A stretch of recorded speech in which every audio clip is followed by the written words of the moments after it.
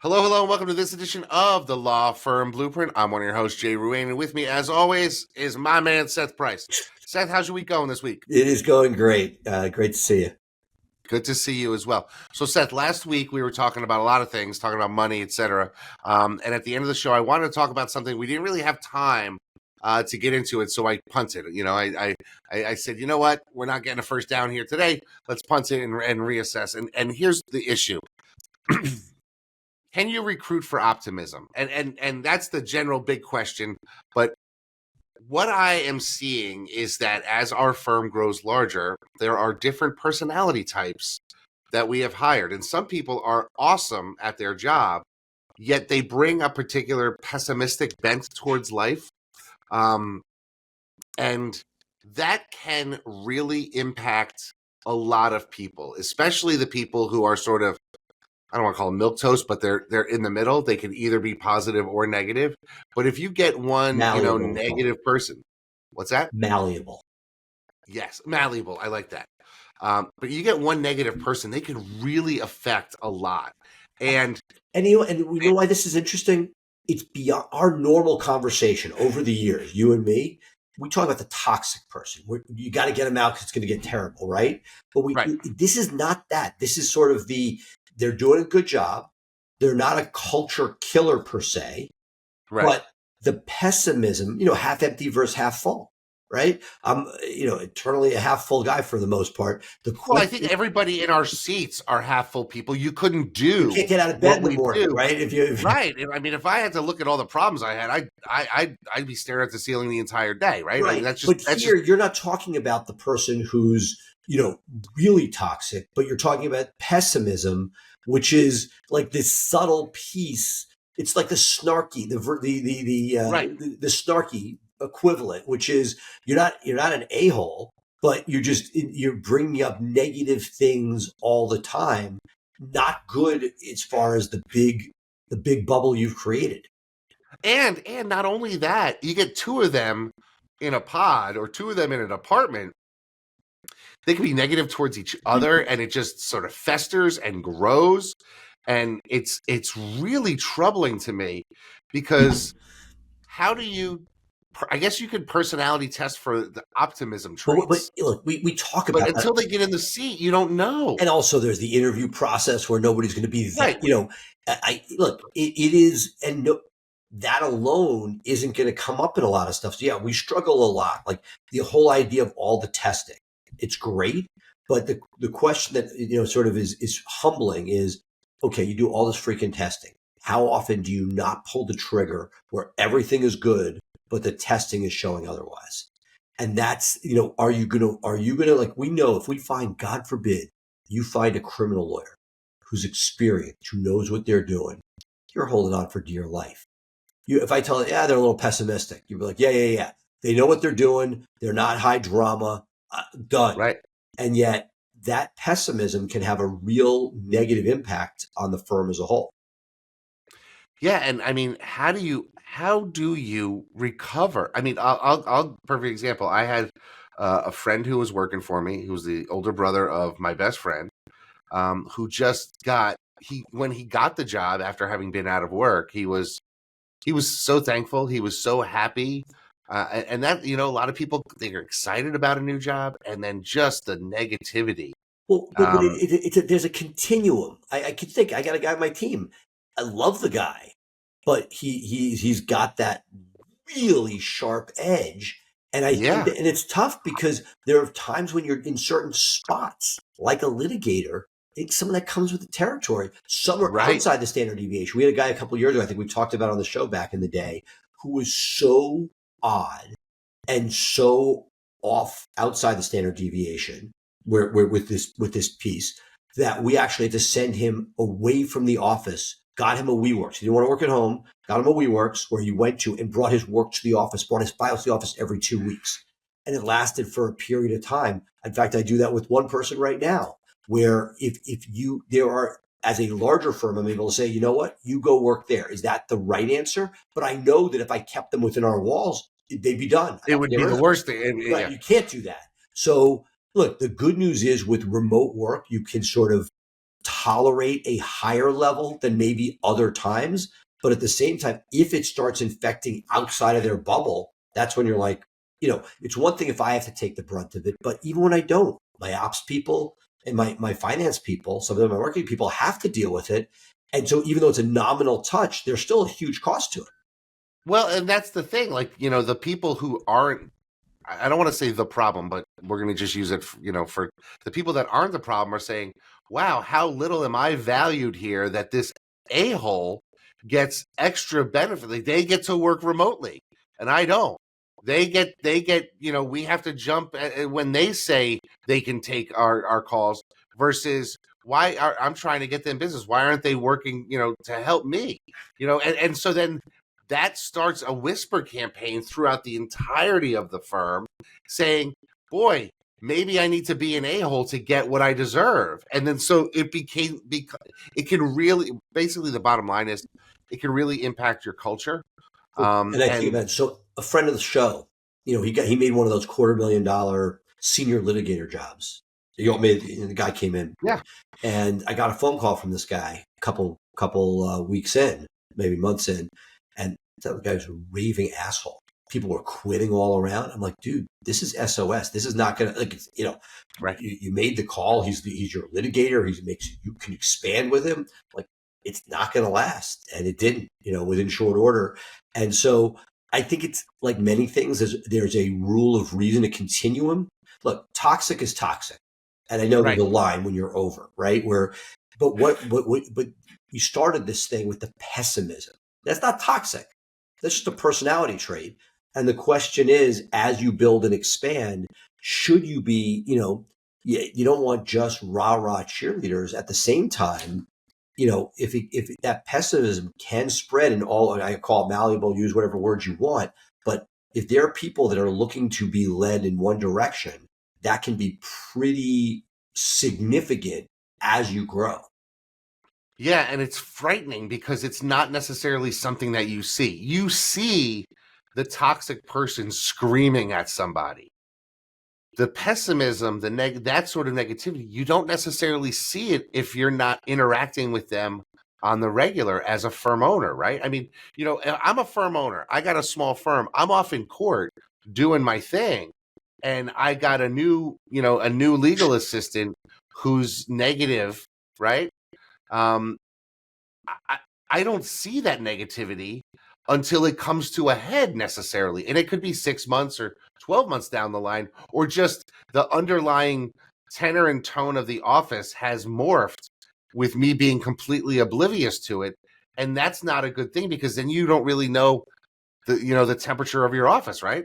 Right. And how do you weed that stuff out in the process? I mean, like, is that where you get you do the reference checks or talk to? I mean, my big thing is I don't like to talk to the most recent place that they're leaving or left, because if they hate the person, they're going to give them glowing reviews so that they get hired and get out of their hair, right? Right. No, of course. And does the reference check get that far? I mean, I don't know. no, and that takes a lot, because I'm just usually looking for a reason not to hire somebody. The nuance of that, and then you have to check somebody else's sensibility towards it. Yeah, I mean, it's. But look, I had you get a thought, top line level, and this is the other thing. Look, I just thought of something. When somebody leaves an organization, I remember from when I was a baby lawyer at Big Law, one of two things generally happens. They were the greatest ever, or they sucked and they weren't that good. yeah, It's very rare it's in between. And so I think that sometimes stuff gets glorified. And I can think back that a lot of people that had that negative attitude that may have been on the continuum we're talking about, very often that gets forgotten with time, because they were still the fun people to have a beer with. sure. And so it's like, I wonder if any of those personality tests can give that, because generally, is that even what we're looking at? Are we looking at sort of leadership and, quick start versus non-quick start? Is that is that a lever on those pieces? How acerbic are they? Yeah, and one of the things that you need to, I think, pay attention to when you are putting these people in is as you are expanding, and I know a lot of people in our audience are people who have hired remote, either in the US or overseas, that type of thing. That sort of quips and retorts and stuff, they don't necessarily work cross culturally. And that's But there's another also, to thing a that, certain extent, it may help us, and that it's not when you are cross culturally with outside. Like if it doesn't translate, it's not as bad.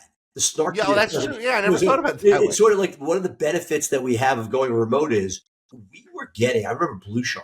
We had a lot, even price benefits, a lot of in-house office drama, right? Weird stuff. Someone not being included on the lunch order. Weird stuff. Who was going Yeah, out that's after gone when people are remote. That's gone. awesome. Now you also lost the bonding, but I found if I were like as you're always thinking about like sort of like AI, we're talking about AI and using it by analogy, AI voice answering. Like how many people are we going to gain if they're never having a bad day and they're always on versus how many people are going to hang up when it's AI? It's sort of like when the web chats come on your screen. It's great because you get information, but in the early days, if people were annoyed by it and they got rid of your website, went on to something else, that you couldn't measure the negative. And I think that that's one of those things that we went virtual, even though it's lots back in the office, but it's not the same. We're not as bonded at the office. It's less sticky. How often do we lose somebody because they're not as connected to your firm versus they're just done with whatever?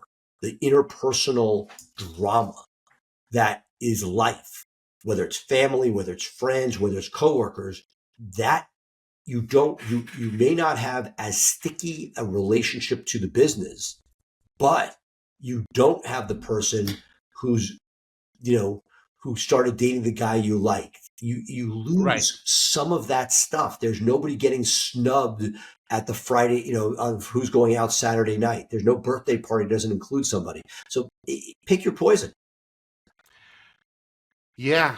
I mean, I think that, in some respects, I think the modern, the up and coming generation is a lot different when it comes to That's socialization true than too. people in our generation. I mean, I read something in the Atlantic or the New York Times or something recently came up on my feed about the death of the 5 p.m. happy hour when everyone would go out, you would work together all week. And then at 5 o'clock, everyone goes for a drink and hangs out. And they're like, well, number one, people aren't drinkers. Number two, people, would rather get home and socialize with their true friends rather than their work friends. But I You guess, know, and, and, but look, maybe to quote Breakfast Club, sad to mention yet social, but that was my social life. I went to right. Club Med with three friends, two or three friends from work. People traveled with Really? them. Wow. Yeah. I mean, my 20s, Wow. I was single because think about it, you had the same cadence, you had the same income Yeah. level, it was, and we had a great time. But that was the social life. Right. And, Well, you were also working more hours, in correct. big law, so it was really like all encompassing, But it that was type of thing. also there was no you didn't have social media, so when you're talking about hey, let's go to Club Med, it was that's who you saw. It was by the water cooler. It was that was there. So and as I said, as I've mentioned, like I just went to this reunion from my Swidler, which is now became big and became Morgan Lewis, technically a Morgan Lewis alum. But the Swidler people got together. These were people that were, let's say, from '94 to the early to mid 2000s, and this is a group that looks back on this time really fondly, and a part of it is exactly what you're talking about. We had a happy hour every Friday at 5. In fact, I had that for the first 15 years of my law firm. I was in the office on Fridays anymore. Right. It's a different. I would when I wanted a friend to work at the business. It was one guy who was brought him by the happy hour, sat him in front of the right partner. He had a job the next day. It was there was, but it was hours that people spent. And again, I didn't have a family. That was, but even people with families, it was part of the socialization. The happy hour was a thing. Not bemoaning it, not saying it was better or worse. There was a lot of terrible stuff, right? Yeah. There was a lot, there was a lot of homophobia. There was a lot of Substance abuse, yeah, there was a lot of bad stuff. That said, the socialization was definitely something, and maybe that was part of what controlled it. Is that because you're so they knew more about you, they had more hooks into you, in some respects. But I feel like I have benefited generally, and let's bring it back full circle. So as you're trying to create that unit and knowing that you have less touch points, Right. are we now at a point where the cynical person before, I still remember from my first job, this one woman used to go around, pessimist, and grab the nameplate of every person who quit or left and took them and had them on her wall. So we had a wall of hundreds of nameplates, from everybody who had left the firm. Um, I have that. yeah. And that in one sense, but we have less touch points, and that if is it more like before you had interpersonal positive touch points, but given that we have fewer, does the pessimism have more of an impact today because we have so little? And that if you have somebody who's cutting that off, I'm trying to think of like the science experiment, you have different things interconnecting. But if you have a pessimistic thing that stops you from that, is that even worse today in some respects? It's a lot to think about for sure. I mean, because we all are trying to make sure that our places that we, employ people are good places to work. Because I think a lot of us in the seat that you and I are in, Seth, and our listeners are in, we've had those crappy jobs. We've had the partner that yells at us. We've had the one where, things were dumped on us and clients expected answers that we weren't authorized to give, and all of those things. So we know what it's like to suffer through the bad parts, and we want to make our place as good as it can be, if not the best, right? But it's a difficult and it's a difficult thing to do, and it requires some balance and some introspection, and it requires, I think, dialogue. There's a lot of moving parts to doing what we do as legal entrepreneurs and law firm leaders, and it's I know I am not built to have all of these skills that I need to be where I am today. And so the question then becomes, how do you supplement yourself? How do you get the right people, maybe in that first level past CEO, so that they can step up and help you navigate these things, right? I mean, at the end of the day, it's about the team you assemble in leadership that could really make a difference. And you need to make sure that you don't have one of those pessimists in leadership, I guess. And Although, it's do you need somebody to push back against the unbridled enthusiasm of a quick start, ADHD law firm CEO who's ready to run at every new idea and every no, new but problem? that's not pessimism. I don't think that's sort of just balance and it checks and balances. Pessimism to me is the negative kind of piece of that, and it's never going to work. You're going Right. after your big audacious goal. Look, in some respects, in some piece. I don't want to go too far with it. I hold a bit of that myself. There are moments where if I can't see it, it's hard to make the leap. And that's why for me, I have to be able to see that next step and next leap, because there are times when there are people that are like, hey, we're going to triple our revenue in the next X years. And I'm like, yeah, great. That Yeah. never happened. Versus we set a big audacious goal for price benefits, and we set a number. I'm like, yeah, that's never happened. That was my reaction when we set it. I was like, I still remember it. And you know what? We got a little bit of traction. I'm like, oh, okay, now I got it. And then, but and this is true for everything. I'll sort of land the plane with this, which is, I think it's a metaphor for, if you believe something's going to happen, it's going to happen. And it's true for your employees. I told them that, hey, you can get this contract for a piece of software and it's going to come in at this price. And I know that if they believed it, they would get it. And if they don't, they won't. And again, it's not a perfect correlation. There are times when you hit a brick wall, but I know that if you don't believe it, you're not going to get it. It's Yeah. true for the price of a DUI. If you have a guy who's been a $1,500 DUI guy in his own little shop for 20 years, and you bring him in and say, you got to charge $4,500 on this DUI, and the guy doesn't believe he's worth it because I was just charging $1,500 last week, he's not going to get it. And Yeah. there is this piece that until, once you do that, there's amazing things that can happen. I love it. All right, that's a great way to end this week, folks. That's going to do it for this week of the Law Firm Blueprint. Of course, you can take us anywhere you want to go by subscribing to the Law Firm Blueprint podcast. Be sure to give us a 5-star review on whatever podcast platform you prefer. I'm an Apple Podcast guy. You're probably a Spotify guy, Seth. Yep. Yeah, because you're in that whole I got, Android family. I got my Pixel. You got your I Pixel. got to But tell you, it's the greatest thing ever. The rest of my family can communicate. I sit there outside of it. It's the best thing ever. I hate seeing that green text when I got to send you a text message. I like the blue bubble. I hate the green text. But Yeah. folks, that's going to do it for us this week. Of course, you can catch us every week live, 3 p.m. Eastern, 12 p.m. Pacific, live on LinkedIn and live in our Facebook group, The Law Firm Blueprint. That's going to do it for me. I'm Jay Ruane. He is Seth Price. Thanks for being with us. Bye for now.